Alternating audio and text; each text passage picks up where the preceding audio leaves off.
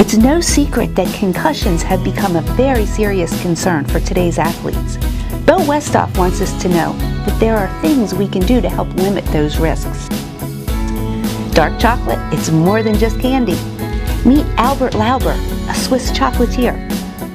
Dr. Bachevsky helps us understand some of the causes and cures of chronic pain. Beth Campbell says let's eat beets, and a brand new exercise of the week, all in this half hour. I'm Tanya Stroh, a certified personal trainer and contributing author. One thing I learned is that fitness isn't just exercise.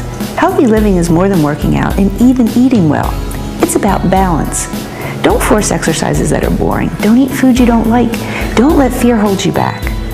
Life is about living on your terms, so we put it all together on your and my Fitness RX.